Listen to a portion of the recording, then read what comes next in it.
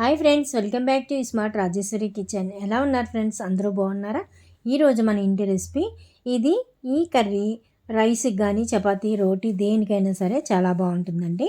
ఎలా చేశానో ఏంటో పూర్తి వీడియో చూడండి. చూసి మీకు నచ్చితే లైక్ చేసి, షేర్ చేసి, సబ్స్క్రైబ్ చేయండి.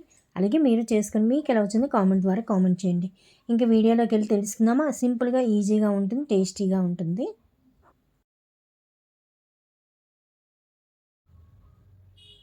ముందుగా బంగాళదుంప, టమాటీ, ఉల్లిపాయ, పచ్చిమిరపకాయలు, అలాగే పెద్ద స్పూన్తో ఒక స్పూన్ పెసరపప్పు తీసుకున్నానండి.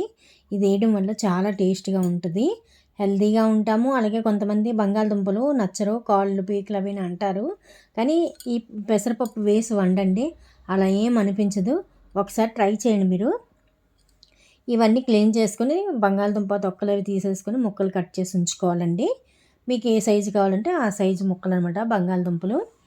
ఇప్పుడు స్టవ్ వెలిగించి కళాయి పెట్టి అందులో ఆయిల్ 2 స్పూన్లు ఆయిల్ వేసి వేడెక్కిన తర్వాత ఆవాలు, జీలకర్ర, మినప్పప్పు వేసుకోవాలి. అది వేగిన తర్వాత ఉల్లిపాయ, పచ్చిమిర్చి, అలాగే కరివేపాకు వేసుకొని వేయించాలండి. ఇలా కాస్త వేగిన తర్వాత అల్లం వెల్లుల్లిపాయ, అలాగే కొద్దిగా గసగసాలు, ధనియాలు, జీలకర్ర, ఇలాచి, లవంగి, చెక్క అండి.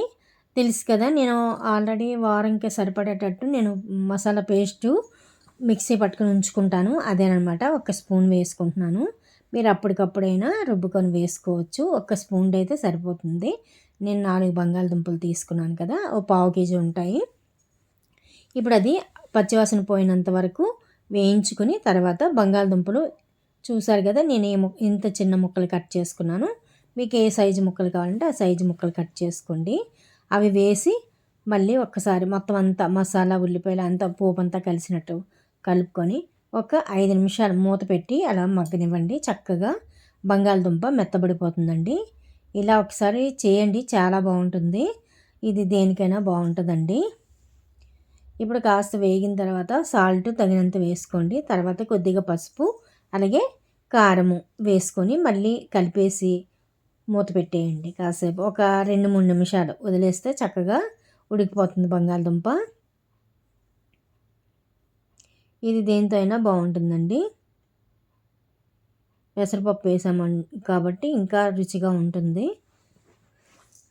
మనకి బంగాళదుంప ఎక్కువగా తినరండి, కాళ్ళు పీకులు అవి అంటారు. కానీ ఇలా పెసరపప్పు వేసుకొని వండుకోండి, అలా ఏ ప్రాబ్లం ఉండదు. చూసారు కదా, ఇలా మూత పెట్టి మధ్య మధ్యలో కలుపుకుంటూ వేపుకోవాలి. వేగిన తర్వాత టమాటీలు, 2 టమాటీలు అండి, చిన్న సైజు అనమాట, 2 టమాటీలు ముక్కలు కట్ చేసి వేసుకోవాలి. తర్వాత మనం ఒక పెద్ద స్పూన్ పెసరపప్పు తీసుకున్నాం కదా, అది వేసుకోవాలి. కాస్త నానబెట్టి వేస్తే ఇంకా తొందరగా ఉడికిపోతుంది. నేను నానబెట్టలేదండి, అలా వేసేసాను. అలా మూత పెట్టేసి ఒక్క 2-3 నిమిషాలు మగ్గనిస్తే ఉప్పు, కారము అంతా చక్కగా పడుతుంది. ఇప్పుడు తర్వాత కాస్త వాటర్ వేసుకోవాలి. ఒక గ్లాసున్నర వాటర్ వేస్తే మీడియంలో పెట్టి ఉడకనివ్వండి, చక్కగా ఉడికిపోతుంది. ఇలా మూత పెట్టుకుని మధ్య మధ్యన కలుపుతుండండి. మనం పెసరపప్పు వేసాం కాబట్టి కొద్దిగా అడుగు పడుతుంది, అందుకని మధ్య మధ్యలో కలుపుతూ ఉండండి, చక్కగా ఉడికిపోతుంది. ఇది దేనికైనా బాగుంటుందండి. రైస్కి కానీ, చపాతీ కానీ, పూరి కానీ దేనికైనా మీరు వడ్డించుకొని తినొచ్చు, చాలా టేస్టీగా ఉంటుంది.